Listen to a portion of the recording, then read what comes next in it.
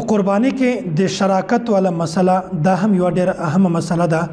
چې کوم څاروی دا چې په هغه کې څومره کسان شریک کېدلی شي یا اووه کسان نه زیات کسان شریک شي یا کم کسان شریک شي یا په هغه کې 15 حصې جوړې کړو یا 9 حصې جوړې کړو دا د شراکت ټوټل تفصیلي مسایل زه دا انشاءالله درته بیانوم. اوله مسله دا ده چې کوم غټ څاروی ده مثلا غوا شوله نر او ماده داسې میخه او داسې اوښ دا داسې څاروی دی چې په دې کې 9 کسان شریک کېدلی شي او که چېرته په دغه څاروي کې په 9 کسانو نه زیات کسان شریک شي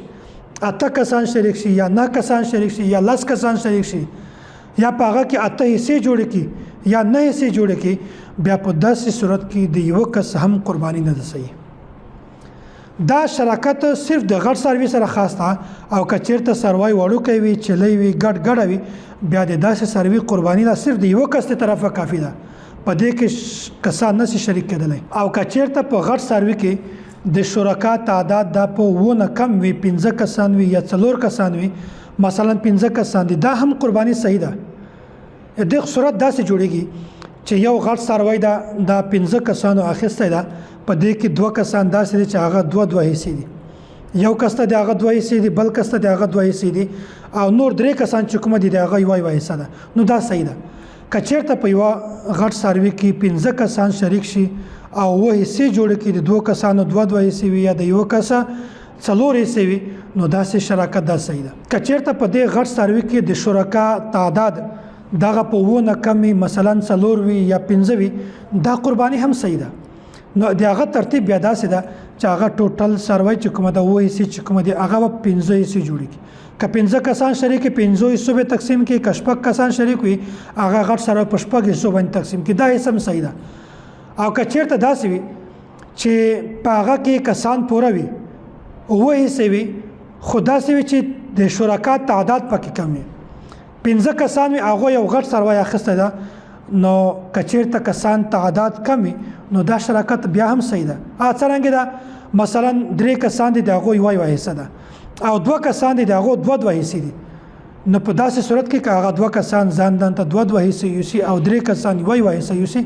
په حصو باندې تقسیم کړي نو داسې شراکت دا هم صحیح ده. په شراکت کې د دې خبرې هم ډېر زیات خیال ساتئ چې د یو کس حصه په 9 حصې نه کمه نه وي. که چېرته داسې کسان وي چې هغه په یوه قرباني کې په یوه څاروي کې 8 کسان شریک وي او دا څاروی په 8 کسانو باندې چې هغه کې مشترک تقسیم کړي 8 حصو باندې بیا په داسې صورت کې د یو کس هم قرباني نه کېږي.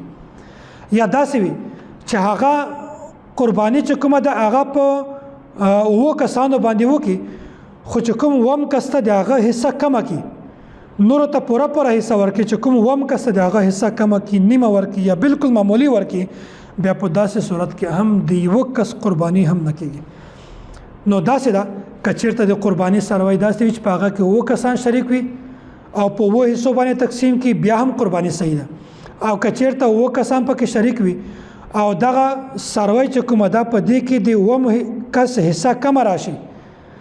یا 8 کسان پکې شریک شي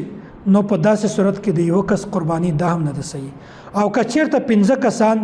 دا په ګډه باندې دا څاروی واخلي یا داسې 6 کسان یې واخلي 4 کسان یې واخلي هغه په حساب باندې تقسیم کې 6 حصې کې یا 9 حصې کې 15 حصې کې داسې صورت باندې صحیح ده په دې کې هیڅ مسله نشته. خو که چېرته خو دې خیال ساتئ چې د یو کس حصه په 9 حصه نه کمه نشي ده. که چېرته په 9 حصه نه حصه کمه شوله بیا په داسې صورت کې د یو کس هم قرباني نه صحیح کېږي. او داسې د قرباني چې کوم څاروی ده په دې غټ څاروي کې که چېرته یو کس د عقیقې والا حصه کېښودله عقیقه دا ته وایي چې کوم سړی بچی پیدا شي یا بچی پیدا شي په هغه باندې دا یوه عقیقه کوي قرباني کوي نو د قرباني په غټ څاروي کې که چېرته یو کس خپله د عقیقې والا حصه دا هم متعینه کړي نو دا هم صحیح ده. یا بعضې خلک داسې وي په دې باندې چا قرباني نه خرابېږي یا داسې وي چې بعضې خلک واجب قرباني کوي